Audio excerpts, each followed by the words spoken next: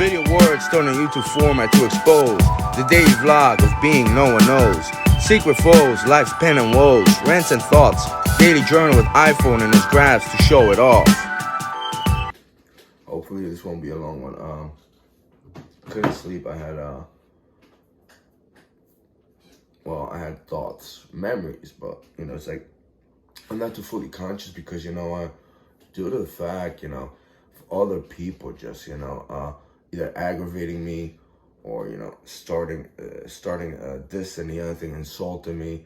And for the longest time on YouTube I've been recording videos about chat room culture, this and the other thing. A lot of people wouldn't even care about this. I actually would have fun with this.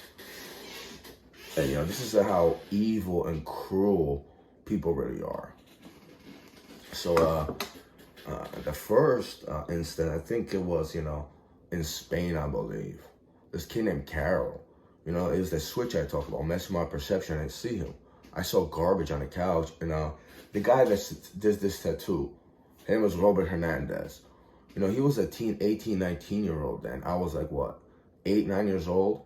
And I remember it was a late night, and there was this guy named, they called him Mucho. Mucho was there, and my dad, I think it was, or maybe it was Corolla's dad, but I don't remember. I don't think that. Must have been some other guy, and they were hanging out. They had a couple drinks. I think we watched MacGyver. That's what I used to watch in Spain. That was like the first time I actually saw it on TV in color. Anyway, so I laid down back of him on the couch, and this guy, I don't know if it was Mucho's dad. He had like a bag, just garbage, like plastic, just like I was trying to get comfortable and it started feeling warm. And that's Corolla over there, disappearing act and feeling up on me. Years later, he found his way in Rowan, New Jersey, where I'm from, a couple blocks away from me. It was probably his uncle over there, right? And things happened, and I kind of stayed with him for a couple weeks. I left my house, and he's like, he told me, oh, you want to go sleep upstairs? Because I was sleeping downstairs, supposedly. I want to sleep upstairs. And the light, like he had a red light, and it suddenly became warm and stuff. It was creepy. There was no one in the bed. So I'm thinking he snuck in and he started like feeling up on me or some shit. But that's one thing. But the whole premise of that, he was trying to say, he said that when I was a kid, it was not just him, but a lot of people, he said he's going to get a tattoo of a shark. And he's instigating my mind that in the afterlife, I'm going to get eaten by a shark forever. Because supposedly, I don't know, I molested him, I touched him, I don't even know. He's the one that snuck out and and he was, and I didn't even saw him. There's a couple other people with, octopus. Some girl, I don't know what happened. I don't know if she was a neighbor. I don't know who she was. I saw her once before, twice actually, I think. And it's like she was going to get a tattoo of an octopus. And they made me put this X on octopus. There's a guy in a Liberty Science Center I went there as a kid.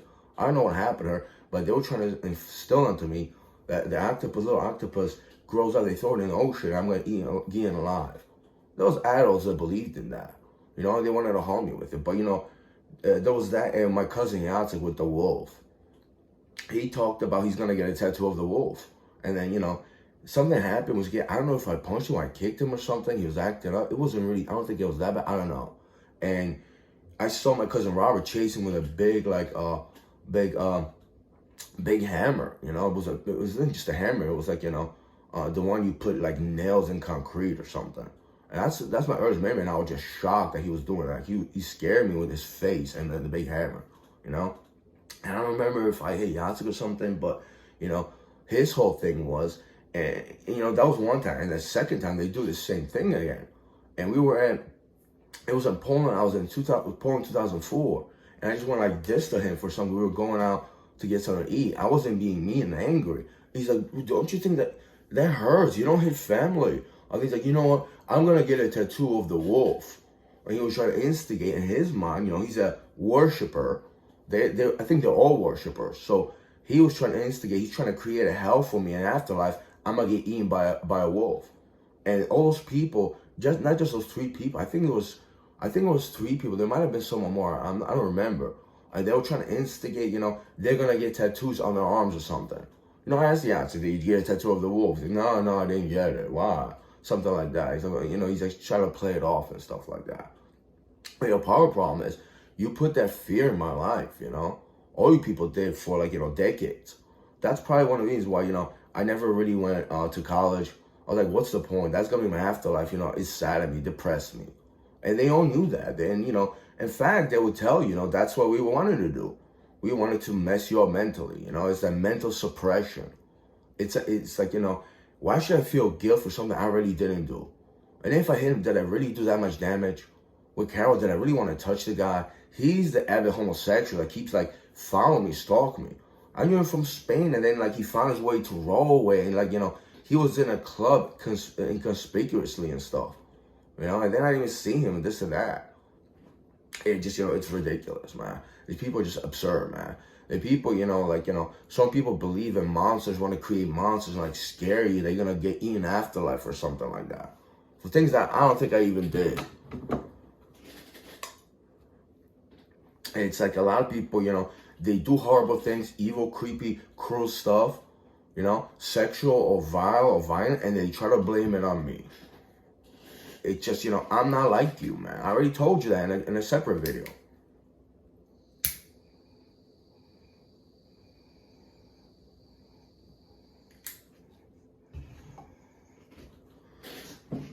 I mean, that's, to have my mentality suppressed.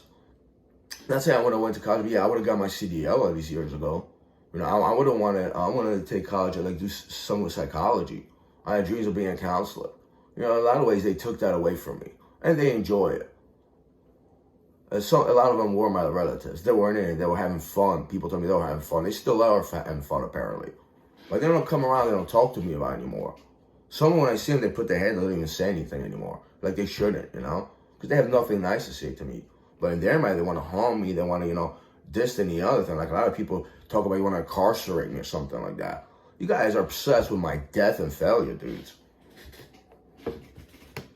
And my brother had his life taken and shit by other idiots that were into that too. I know. Everybody knows. I know. Everybody, you all know, right?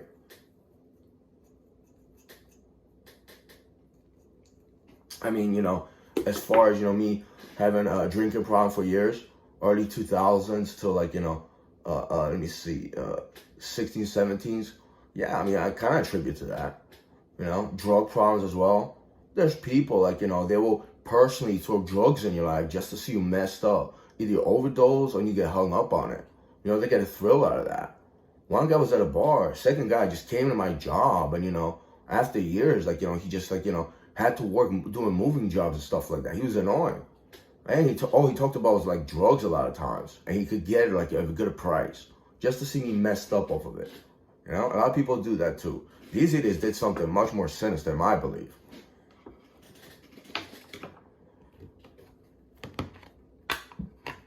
I mean, imagine, you perpetuate a certain kind of afterlife nonsense. How you're going to be eaten by a shark, or a wolf's going to tear your insides apart. Afterlife is going to hurt tremendously, And the people that do it are close ones to you, and they play this guilt game on you.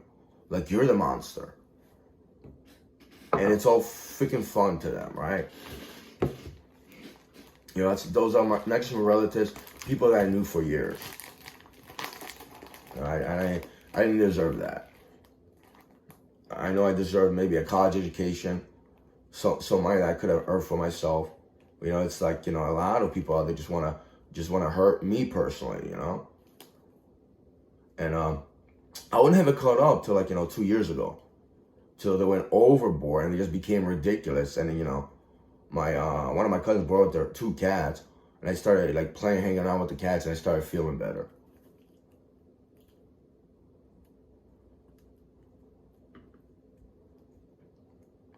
And it's just there's a lot more of the people that play the little mental game, and then at the end of it all, they call you an idiot, or all other derogatory terms, just to get the rocks off, just to make you feel bad about yourself and insult you.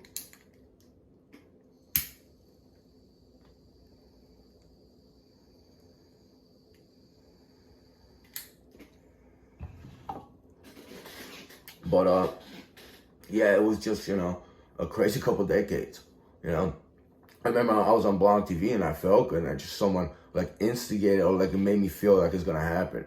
And it instantly brought me down, you know?